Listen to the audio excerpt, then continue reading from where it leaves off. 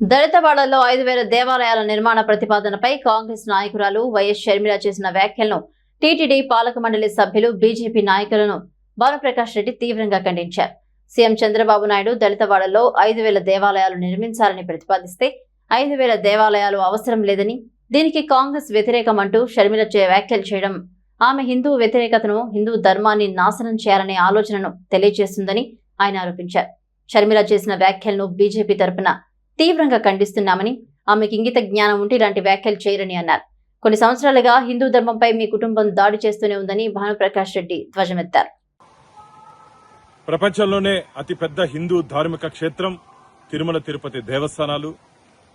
మొన్న ముఖ్యమంత్రి గారు బ్రహ్మోత్సవాలకి తిరుమలకు విచ్చేసినటువంటి సందర్భంలో టీటీడీ ఆధ్వర్యంలో రాష్ట్ర వ్యాప్తంగా దళితవాడలో 5,000 దేవాలయాలు నిర్మించాలని చెప్పి ఒక మంచి ప్రతిపాదనని ముఖ్యమంత్రి శ్రీ నారా చంద్రబాబు నాయుడు గారు తీసుకురావడం జరిగింది.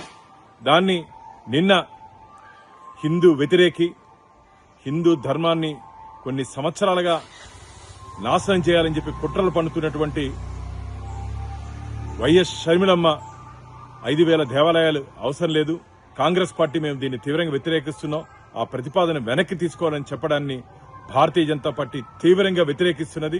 అసలు ఏమాత్రం ఇంకిత జ్ఞానం ఉన్నా ఇలాంటి మాటలు మాట్లాడరు.